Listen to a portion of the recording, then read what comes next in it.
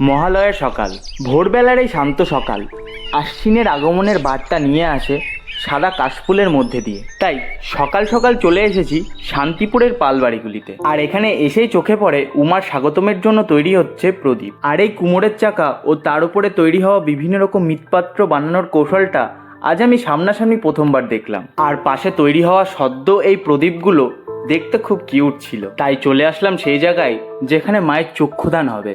এখানে একাধিক দুর্গা প্রতিমার দর্শন পেয়ে আমার তো মনের মধ্যে থেকেই একটা আনন্দের ফুর্তি জেগে উঠল। এইবার মায়ের চক্ষুদান হবে কুমোরবাড়ি থেকে মায়ের বিদায়ের সময়। তারপর যাই গঙ্গার উদ্দেশ্যে। আর এই মহালয়ার দিনে এসে দেখি একাধিক মানুষ গঙ্গা মায়ের পুজোর মধ্যে দিয়ে নতুন বৎসরের শুভ কামনা করছে। আর এদিকে পূর্ব দিকে সদ্য জাগত সূর্য মহালয়ার দিনটাকে আরো সৌন্দর্যে ভরিয়ে তুলেছে। সামনে দুটো শাপলা পড়ে থাকতে দেখে আমি সেই দুটোকে তুলে নিই আমার দুই হাতের মধ্যে। তারপর সেই দুটোকে গঙ্গার জলে ভাসিয়ে দিই সীমাহীন যাত্রার জন্য। তো এই বছর মহালয়া সবার কেমন গেল আমাকে কমেন্টে জানিও।